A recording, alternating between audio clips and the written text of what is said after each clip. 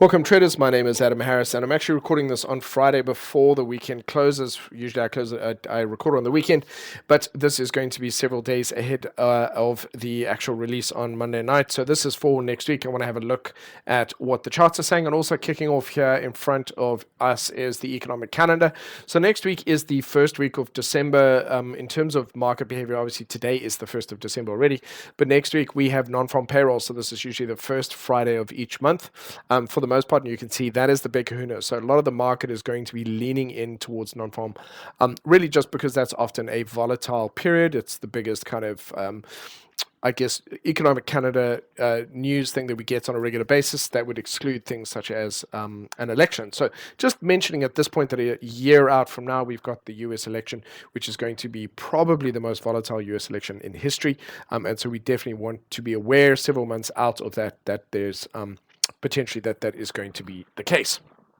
So the real thing is, depending on what happens between now and then, will there be an attempt to overthrow the US government essentially when that election happens? Anyway, so next thing coming Friday, is just watching out for unemployment rate. For the most part, the economy seems to be relatively stable. And so here, this coming week, there will be non-farm employment change. So this will be nice and volatile. Unemployment claims, and again, on the unemployment rates and everything on Friday, these are really going to set the tone for the following week, for that second week. Or I guess if we include today, then that would be the third week in December, but it should actually be the second week. So that being said, let's go to the charts and have a look at what is happening in the charts right now. Okay, so again, having a look at that volatility index, it's still sitting relatively low, so the markets are not on edge. That's a good sign. You could just see during when we went through 2022, the Russia invasion of Ukraine, plus sort of high inflation, and the market, sort of bear market, you could see it was sort of climbing up here, and it's managed to calm right down. I'm going to skip the index because it is delayed here, and I actually think we're going to close a little bit lower. So what appears currently to be a bit of a bullish candle forming here, I think is not going to be the case. So I'm going to move across and have a look at the euro dollar, which gives us a little bit of a better sense of what's going on.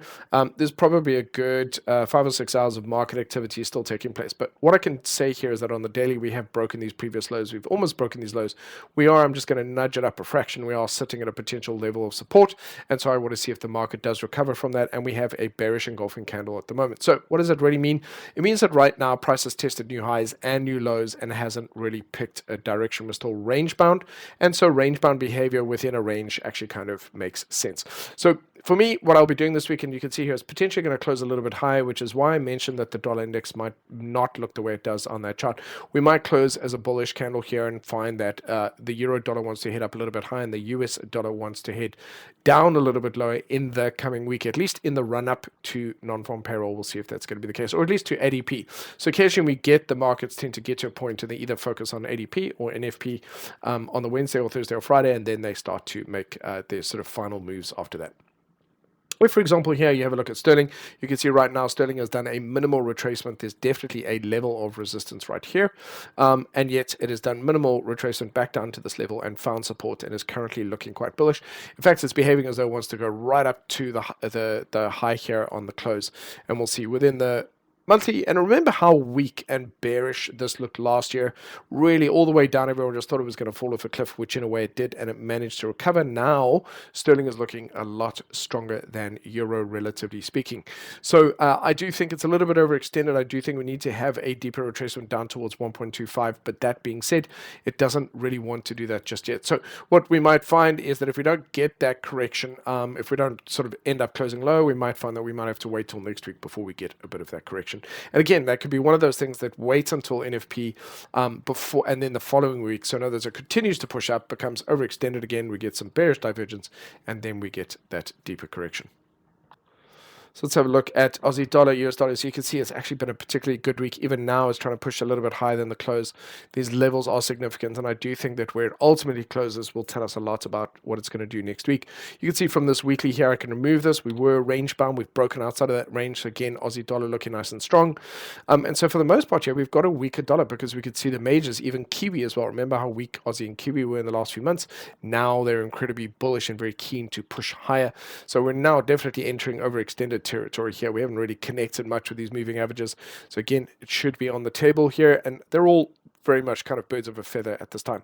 Let's have a quick look at dollar Swissie and dollar CAD. Dollar Swissie continues to push lower, so this downtrend still intact. And again, we can continue to move a little bit. It seems that we have these seasons when you look at it, where we just get very, very big moves to the upside, very big moves to the downside, then very big moves to the upside, and again, we just get long, sort of sustained moves. Dollar CAD as well, rejecting this level for the third time. So this is worthwhile noting. We have a third rejection of this level. The real question is, will it find support at that 1.33 or 1.34 level, and then, or stay above that 50-period moving average and take another run at it, which would lead to a breakout ultimately. Now, let's have a look at the yen crosses as well. I just want to kind of cover those quickly to see how they're performing. You can see here, dollar yen actually breaking down and outside of this range. This is something we've been waiting for. It is a little bit overdue, and so we can see a bit of a deeper correction happening here as well. Certainly there's some potential for this to get down to 144. And I'm just going to quickly run through those euro yen crosses. You can see big correction to the downside. We needed this. It's been very overextended for a while.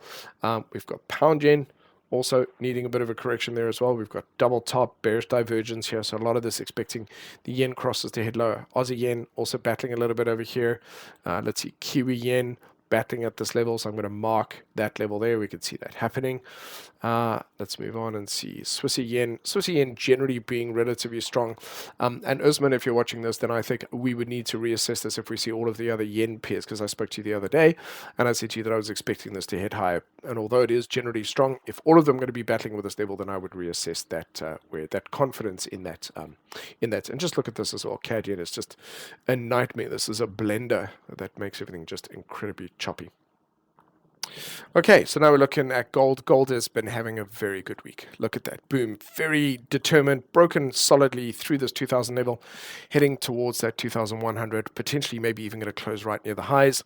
It looks very different. The price action is very different now. So, there's a very fair chance we'll ultimately work our way through this danger zone here, and 2024 will be the year of seeing gold continue to create brand new highs. We'll see if that's going to be the case. Silver as well this last week just kept going, almost unstoppable, back up to these old highs. And as I've said before, silver has more potential to the upside, and if this is anything to go by, that means that gold also has future potential to the upside.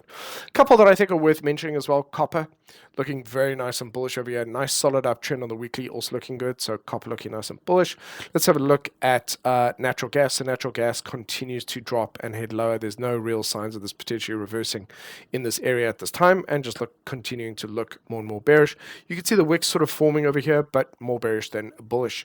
Then we have a look at crude oil. So I've removed Brent from here because they're so correlated. Might as well just work with West Texas and have a look at that. You can see again, not a lot happening with it. It's pretty much range bound for the moment. As I said, stuck between the recent lows and highs on the monthly and ping-ponging around at the moment. So I'd be looking for a break of the low. This is now range bound. I think fair to say, let me bring in and put you in the box, because you're pretty much range bound at this time. We need a break below that or break above that to really get a sense of where it's going to go. And coffee, what a bumper week for coffee. Really just boom, taken off there and looking very, very nice and bullish. So that actually has some motion going to it, and any kind of pullbacks could be entry opportunities. Wheat turning around as well. So here again, we've got similar to what natural gas is doing, but except the difference is I think this one is likely to actually turn around at this point in time, where we started to get a very much bullish formation. Look at this beautiful double bottom forming over here. This is a strong indicator that a reversal is about to take place. Sugar dropping off those highs, just not able to break through that. Just cannot get through that $28 reference. It's actually $27.70. Couldn't. It's now broken. Looks as though it's going to potentially come back down towards that $24 mark. And then we have cotton, just really not offering a lot, sort of heading a little bit low, looking more bearish than bullish. Now, let's move on to the global indices. Wow, look at that. Just straight up, very bullish, unstoppable. All right, not really a sign of a weak market, but I would add in here that I would pay attention to this particular level where we are now. We are overextended. We really do need a bit of a correction, and that correction I would think would normally be in if I used a fib level, at least at least a 3.2. So I think at some point I would expect we might continue up, but I would look to see a significant correction at that point, which might bring us back down to 35,000. We really are going to need that at least on the daily. So I'm going to leave that up here and I'll just adjust it depending on where we ultimately close. Very nice and bullish. Overall, I really like where we're going with this. We've had a nice consolidation period and we could see this ultimately break out. And 2023 is almost over. So all of this behavior, very much range-bound behavior is almost coming to a close. We could see the same kind of thing happening here on the S&P. Also a bit of a consolidation here, a nice beautiful retest of this level and a bullish continuation candle, and price breaking a little bit higher here, but we are where we are. I want to mark this level. I do find this relatively significant and I want to make sure that we keep an eye on this, but for now it does appear as though one very intent on continuing, and that's a bit of a consolidation catching up on the daily, but we're starting to enter that sort of overextended period on the weekly, and you can see how we've gone from bigger candles to smaller candles, so starting to lose steam. Nasdaq as well, battling with this area. Very nice, worthwhile mentioning or worthwhile highlighting. You can see it here, that 16,100 level. Again, we're back up at these highs. We just need a bit of a correction. What I would have preferred ideally is you move here and pull back here and then you just keep going. But instead, what it wanted to do was just go straight up to these highs. And now it has to decide what it's going to do. So we could, it's not impossible. If we don't keep going, we could see that correction back down to 15,400, which is back down towards these lows, which again is a 382 retracement if we get that.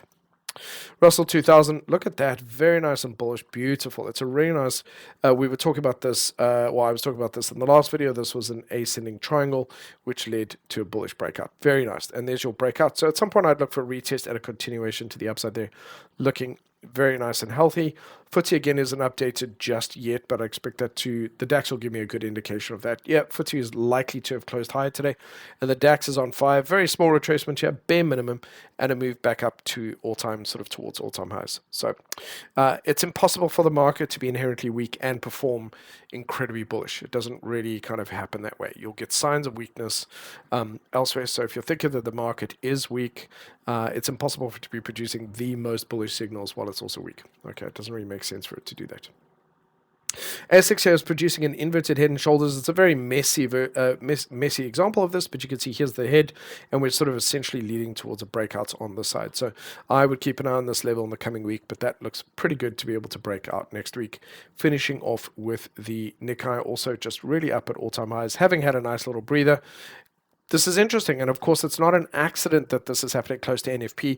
Often when we're getting close to FOMC or NFP or potentially something else, we find that prices and markets tend to find themselves very close to key levels around or in the run-up to that event, and then make a move from there. So let's just run through the individuals here. Apple's had a good week. It's good to continue up, in my view. Beautiful consolidation over a couple of weeks and a nice little bullish candle here. Could be, that's a little bit of a bull flag, could be looking to take off from there. Amazon, also very nice little break and a retest and a bullish candle here. Could potentially want to do that. You can see how it sort of slows down there. AT&T, very nice. Man, this one was a little bit in the doldrums. Look at that beautiful upside down head and shoulders, which I missed. I'm just seeing it now. Beautiful shift to the upside, looking really nice and bullish. Looks fantastic. So AT&T here has that potential to head up towards 18. That looks good. ARK has had a good couple of weeks. That also looks very nice and bullish, coming back up to the top of that range. And that is what it's going to have to kind of decide what it wants to do. But if it breaks outside of this range, logically or rationally, that implies that it has much greater upside potential. ASML, also a little bit of a consolidation and a continuation, so that looks like that's keen to go. I still stand by the fact that at some point, this looks like it doesn't want to do it now, but at some point we're going to have a bit of that deeper correction.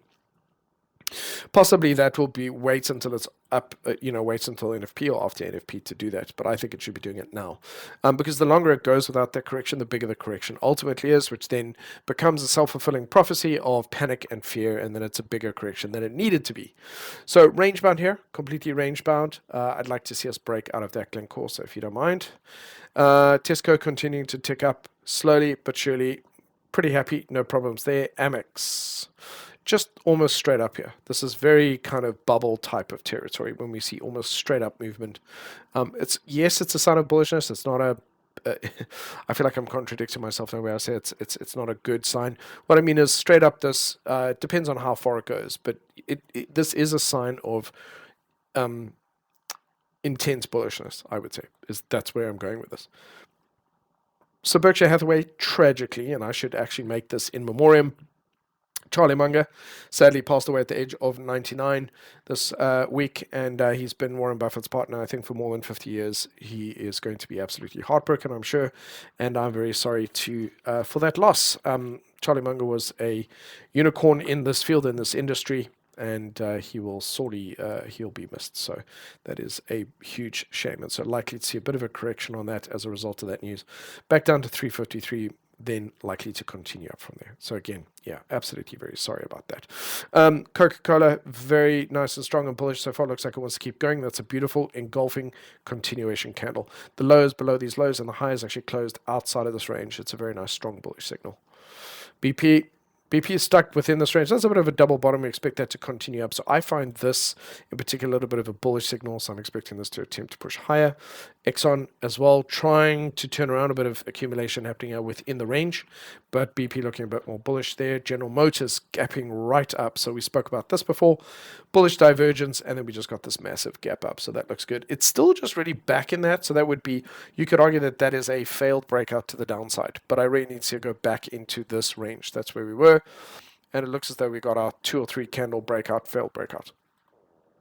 JP Morgan, solid, really solid, great week, on fire, back up towards these old highs, doing very well. Adidas also starting to continue to break above these highs, also looks really good and healthy on that weekly and very nice and strong. Beautiful pullback, really nice, strong, bullish engulfing signal and headed off. Meta, doing a nice pullback. I'm okay with this. We have got a bit of that bearish divergence starting to flatten out a bit here, which really implies that what it does over the next couple of weeks, it could flatten out and then continue up if this starts to turn bullish again. It's not as strong here as it has been all the way over here, but it's not terrible either. Okay, so it is. It will just probably needs a bit of a breather there. We've got Morgan Stanley also looking good. So that looks great. I really like the look of that. I stand by my assessment of that ultimately going to recover. I want to see it kind of just work its way through this downtrend that it currently has in place there. And overall, we've got a nice uptrend over there. So that looks good. Nvidia. I count this as still within this range. I know this is a nice pullback and a nice bullish candle over here, which is usually a continuation, but we are clearly still stuck within this range. So let's just keep it that way for now. In fact, I'll tell you what I'm going to do. I'm going to adjust this because that was there when price was still down here.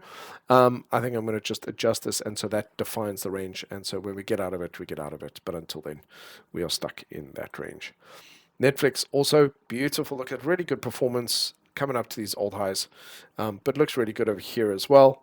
So again, just a really nice pullback into 460 or down to 450 and then continuing up from there. It makes sense. PayPal, beautiful pullback, very nice bullish. So that's bullish, nice continuation there. Here is the level of previous level of support that could ultimately turn out to be resistance. So this is a bit of a critical moment for PayPal to see if we could break you above that. That's what we need to see happen. Looks like it's definitely going to take a try. Let's see if we succeed. We'll have to see next week, unfortunately. Spotify. So, in fact, we might even find that NFP disappoints on job numbers or something like that, or unemployment or something that then triggers a bit of a correction in the markets. If we don't get one before then that's probably going to be what triggers it. So here you can see sort of at these previous highs here again, looking to see if we get that correction sometime soon. But Spotify also looking really nice and good. Really nice and healthy here. I expect that to continue up. Its big challenge is going to be that 220 level. We'll see how it handles that. Spider, very nice and bullish. Double bottom here. That's a pretty solid and a solid daily. So that's got new highs in its future. We've got FedEx, beautiful here. Really nice. Look at this consolidation and not a bullish engulfing, but very strong bullish and a takeoff there. Back up towards these highs over here. So that looks good. Let's have a look at Tesla. So I don't really know. We've got Tesla. Not really seeing much activity in it right now. But we'll have to, and I'll have to see how this goes. I would expect this to potentially close up a little bit higher. It's still stuck within this triangle, and we'll have to see how it ultimately fares. And it's battling at that 238 level. So, yeah, it's still at this level. It's at 237 in real time. Not much change there. Vanguard, very nice. They're all very similar. You can see they've overextended, small consolidation, and a continuation, and coming up to monthly or weekly highs recently. Let's have a look at Walt Disney. Walt Disney is having a bit of a pullback at the moment, but this is fine. This is a much healthier type of retracement. I like this because this is now above that 50. It should find support where it is now. So I really want to see, what I want to see this coming week, ideally, is to see this take off from here. So I'm just going to mark that. That's what I would be looking for a green candle in this area. Okay, so we'll see if we get that. Then having a look at the 10-year T-note. So just noticing, we've definitely started to take off. We are looking very bullish here at the moment, coming back into these lows. So that's going to be the question, is do we get a bit of a bearish a month over here? It'll have to be December, January in this area, and then if we continue down. But I would say right now it's looking very bullish. Eurobond continuing to look very, very bullish here. So we might be bottoming out in this area and could very well start to see some more interest in this. We'll see how that goes. It's too early it's got a long, this is going to take months before you could really say that there's a change in that trend. But what I can say is that there are the early stages of a change in that trend. Now we've got Bitcoin. So Bitcoin did ultimately break out to the upside of this range. It's still only one candle at this time. We've still got that bearish divergence. So I have that 3 candle rule, which means that technically I would have to wait until next week to see if it's going to be a failed breakout or if it's going to continue up. I still feel that it is due for a correction. I still feel there's weakness in it, but it can keep going, I suppose, longer than that. So I'm just looking to see. It'll be interesting from an academic, technical analyst perspective whether a failed breakout here would be something that we could reasonably expect to happen. But I might want to try and just connect with that 40,000 level, which is right here. And then we'll see what happens with that. Ethereum, let's have a look. Ethereum much healthier in its own behavior. It is forming a little bit of a nice bullish pattern over here. Right at this level might ultimately break through. So again, notice something we have. A lot of the markets are sitting very close to key resistance levels. Here as well, same thing on Solana. Let's have a look at Cardano and Cardano. This looks as though it is getting ready to break out, but again, bearish divergence. Okay, a lot of that makes sense. They've had big moves with not enough of a breather. So they've expended a lot of energy. They need to take a bit of a break. So none of this is really a surprise to me. But just to recap, we've got NFP next Friday. We've got ADP as well. Lots of things that the market can work its way towards these key levels. I still stand by the fact that I think we're a bit overextended within these existing trends and we need a bit of a correction. And so, as I said, you never really know, but the market seem to have an appetite for risk, let's put it this way, and they just keep pushing and pushing and pushing, and so we haven't had that correction yet. I would have preferred it if we just have corrections as we go, but seems to be the new nature of the markets where it has to push and push before it before it does that. So that is it from me. Ladies and gents, just keep in mind what's happening between now and the next video. We see trade carefully. Make sure you have your plan, you trade your plan. What was it? Plan your trade and trade your plan. And I will see you then.